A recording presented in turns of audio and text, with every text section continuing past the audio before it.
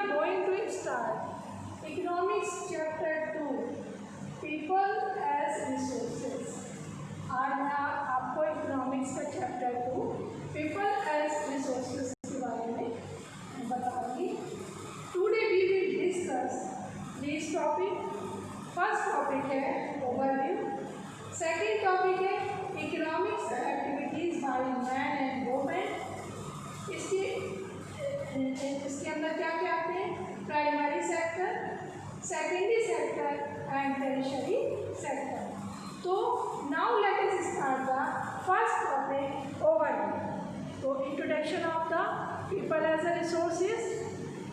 People as resources is a way of referring to a country's working people in terms of their existing productive skills and abilities. Looking at the population from this productive aspect emphasizes its ability to contribute to the creation of the gross national product. Like other resources, population also a resource, a human resource. Human क्या है? एक resource है. Human भी तो एक resource है. This is the positive side of a large population that is often overlooked when we look only at the negative side. यह chapter people as a resources एक एफर्ट यानी प्रयास को इंडिकेट करता है. यह एक्सप्लेन करने के लिए कि इकोनॉमिकी के लिए पॉपुलेशन क्या है? एसेट है. पॉपुलेशन क्या है? एक वरदान और लायबिलिटी नहीं है. पॉपुलेशन को ह्यूमन कैपिटल बनाया जा सकता है जब उसमें एजुकेशन का इन्वेस्टमेंट हो, ट्रेनिंग हो और मेडिकल केयर. पॉपुलेशन को क्या बना सकते हैं? पॉपुलेशन को एक ह्यूमन कैपिटल बना सकते हैं. कैसे बनाया जा सकता है उसे ह्यूमन कैपिटल? जब उसके अंदर एजुकेशन का इन्वेस्टमेंट किया जाएगा, ट्रेनिंग हो, लोगों को ट्रेनिंग दी जाए और मेडिकल केयर. ह्यूमन कैपिटल को हम स्किल और प्रोडक्टिव नॉलेज का भी स्टॉक मानते हैं. ह्यूमन कैपिटल ही एक ऐसा है जहाँ पर स्किल भी इंडिकेट करता है और प्रोडक्टिव नॉलेज को भी स्टॉक मानते हैं. पीपल ऑफ रिसोर्सेज से हम किसी भी कंट्री की प्रेजेंट प्रोडक्टिव स्किल और एबिलिटी को समझते हैं. पॉपुलेशन को इस प्रोडक्टिव एसेट से देखने से यह पता चलता है कि कंट्री कितना ग्रॉस नेशनल प्रोडक्ट क्रिएट कर सकती है. Like other resources, population is also a resources. जैसे ह्यूमन रिसोर्सेज कहते हैं, ये पॉपुलेशन को देखने का पॉजिटिव साइड है, जो कि अक्सर लोग पॉपुलेशन के नेगेटिव साइड्स को देखते हैं और ये समझते हैं कि पॉपुलेशन से फूड, एजुकेशन और हेल्थ फैसिलिटी की प्रॉब्लम होती है.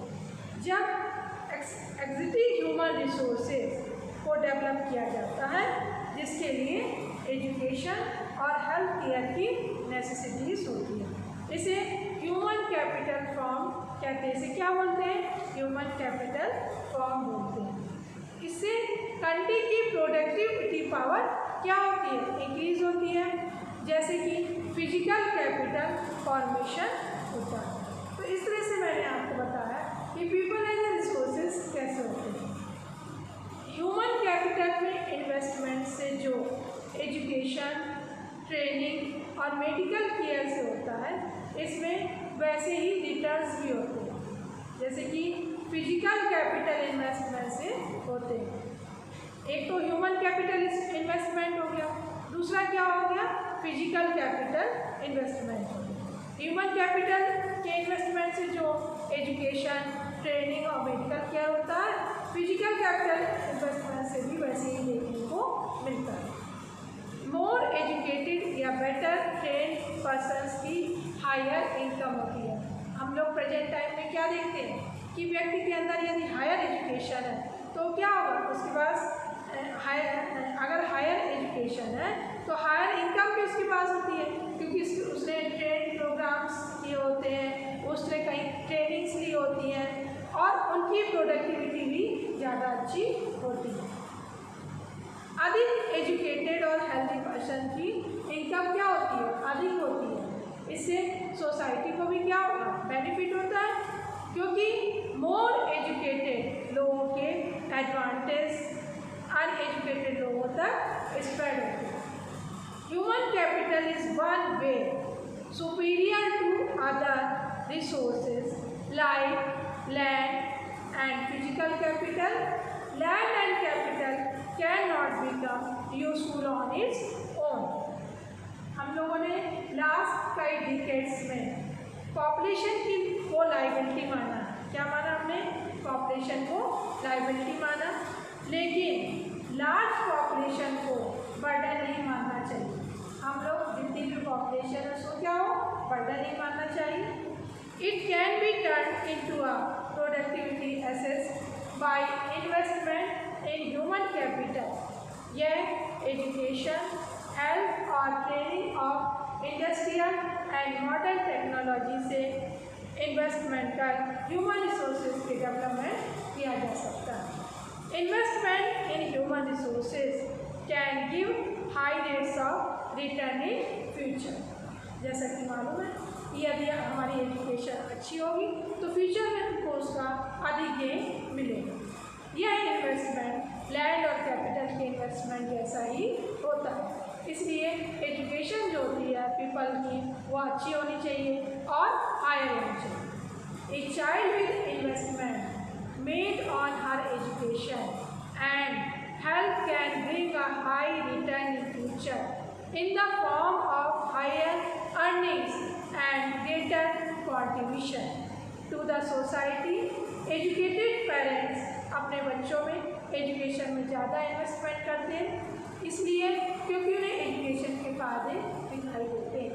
वे न्यूट्रिशन और हाइजीनिक के लिए ज़्यादा कॉन्शियस होते हैं। हम लोग देखते हैं कि हमारे इंडिया के अधिकतर एजुकेटेड लोग फॉरेन वगैरह में चले जाते हैं और वहाँ हायर सैलरी पर काम करते हैं। तो ये एजुकेशन के द्वारा तो हुआ। हमारे इंडिया में जो पीपल्स को अच्छी ट्रेनिंग दी जाती है, हायर एजुकेशन लेते हैं वो, और हायर एजुकेशन लेने के बाद वो लोग हम फॉरेन वगैरह में चले जाते हैं और वहाँ को हायर पैकेज में वो लोग वहाँ पर काम करते हैं। Countries like Japan have invest in human resources. उनके पास कोई नेचुरल रिसोर्सेज नहीं होता है। जापान वगैरह में क्या होता है? जापान है, USA है, UK है, वहाँ पर क्या होता है? कोई भी ह्यूमन रिसोर्सेज उनके पास ह्यूमन रिसोर्स कोई भी नेचुरल रिसोर्सेज नहीं होते हैं। सिर्फ उनके पास क्या होता है? ह्यूमन रिसोर्सेज होते हैं। और ये कंट्रीज रिच और डेवलप होती हैं। रिच और डेवलप्ड क्यों होती है? क्योंकि यहाँ पर हर व्यक्ति एजुकेटेड होता है और हर पीपल काम करता है। There people have made efficient use of other resources like land and capital, efficiency और टेक्नोलॉजी जो इन लोगों ने डेवलप की, उससे ये लोग अपने कंट्री को रिच और डेवलप बनाए। हायर एजुकेशन के द्वारा इन्होंने क्या किया? न्यू न्यू टेक्नोलॉजी है जापान के पास न्यू न्यू टेक्नोलॉजी इसलिए है क्योंकि वहाँ का हर व्यक्ति क्या एजुकेशन अच्छी है उसके पास और जल्दी इसके पास स्किल है। स्किल और एजुकेशन के द्वारा वो मतलब अच्छे से अच्छे चीज़ों का इस्तेमाल करके और टेक्नोलॉजी का डेवलपमेंट करते हैं। मुझे लगता है कि आपको ये टॉपिक समझ में आया। Now let us start the next topic, economics activities bye man and women. Man और वुमेन की इकोनॉमिक्स एक्टिविटीज़ क्या क्या है इसके बारे में मैं आपको बताऊंगी। जैसे कि इकोनॉमिक्स एक्टिविटीज़ होती क्या है? The various activities have been classified into 3 main sector. जो एक्टिविटीज़ हैं उनको 3 मेन सेक्टर में डिवाइड किया। फर्स्ट सेक्टर क्या है? Primary sector. सेकंड सेक्टर है सेकेंडरी सेक्टर और थर्ड है tertiary sector. Primary sector includes agriculture, forestry, animal husbandry, fishing, poultry, farming, mining and quarry. Manufacturing is included in the secondary sector. तो primary sector में क्या क्या चीज़ें आती हैं? प्राइमरी सेक्टर में तो एग्रीकल्चर, फिर फॉरेस्ट्री, एनिमल हस्बेंड्री आती है, फिशिंग मछली पालन का काम, पोल्ट्री फार्मिंग मुर्गी पालन, माइनिंग मतलब जो खान वगैरह होती हैं उनके बारे में, एंड कैरिंग। सेकेंडरी सेक्टर जो है manufacturing is included in the secondary sector. Secondary sector में क्या इंक्लूड है? मैन्युफैक्चरिंग, जो चीज़ें मैन्युफैक्चर की जाती हैं, और trade, transport, communication, banking, education, health, tourism service, insurance etcetera included territory sector. तो मैंने आपको 3 सेक्टर बताए, प्राइमरी सेक्टर, सेकेंडरी सेक्टर और टेरिटरी सेक्टर। कभी कभी इससे रिलेटेड क्वेश्चंस भी आते हैं, what is the primary sector, what is the secondary sector and what is the territory sector with example. तो आपको एग्जाम्पल के द्वारा इस क्वेश्चन के आंसर्स को लिखने होंगे। तो मैंने आपको बताया कि किस किस सेक्टर में कौन कौन सी चीज़ें आती हैं। जैसे टेरिटरी सेक्टर या इसको थर्ड सेक्टर भी बोलते हैं। इस थर्ड सेक्टर में क्या क्या आता है? सबसे पहले आता है थर्ड सेक्टर में क्या क्या चीज़ें आती हैं? बैंकिंग आती है, एजुकेशन आती है, कम्युनिकेशन आता है, health, tourism, insurance etcetera are included in the third sector. The activities in this sector result in the production of goods and services. These activities added value to the national income. These activities are called economics activities. Economics activities have 2 parts. Economics activities के 2 parts होते हैं। First part है market activities and second part है non-market activities। तो market activities क्या होता है? Market activities involve remuneration to anyone who perform activities performed by pay or profit. These include production of goods or services, including government service. Non-market activities क्या होती हैं? Non-market जो activities होती हैं are the production for self-consumptions. These can be consumptions and processing of primary product and own account production of fixed assets. Due to historical and cultural reasons, there is division of labor between man and woman. In the family, women generally look after domestic chores and men work in the fields. इस तरह से मैंने आपको बताया। Various activities को 3 main sectors में classify किया गया था, प्राइमरी, सेकेंडरी एंड टेरिटरी से एक्टिविटीज़। प्राइमरी सेक्टर्स के बारे में मैंने बताया, सेकेंडरी के बारे में बताया एंड थर्ड सेक्टर के बारे में बताया।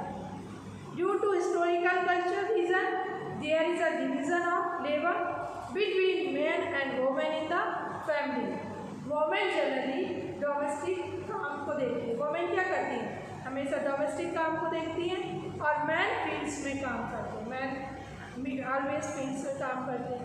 Education helps individual to make better use of the economics opportunities available before him. Education और स्किल से किसी भी व्यक्ति की अर्निंग्स का पता चलता है। अधिकतर वोमेन को एजुकेशन और स्किल क्या होती है? वोमेन्स में मैन की अपेक्षा क्या होती है? एजुकेशन स्किल्स कम होती है। Women are paid low compare to man. Women जल्दी थक जाती हैं मैन की according. Most women work where job security is not there. अधिकतर जगह हमने देखा है यदि वोमेन काम भी करना चाहती हैं मगर जॉब सिक्योरिटी वहाँ पर नहीं होती है। However, women with higher education and skill formation are paid at par with the man. Women के पास भी हायर एजुकेशन होती है पर उसके पास स्किल भी होती है मगर उसको इतनी पर इनकम उसको इतनी इनकम नहीं मिलती है जितनी कि मैन को मिलती है। तो ऑर्गेनाइज सेक्टर में वोमेन टीचिंग और मेडिसिन में सबसे ज़्यादा है।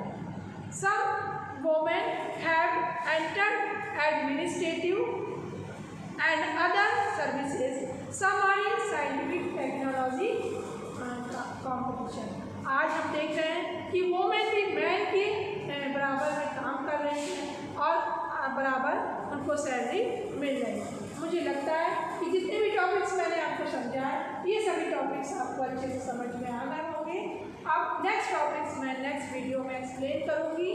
आप लोग पूरा वीडियो अच्छे से देखिएगा और अच्छे से समझिएगा और इसके बाद जो भी मैंने क्वेश्चंस पूछे हैं उन क्वेश्चंस के आंसर आप मुझको लिख कर सेंड करें। थैंक यू बच्चों।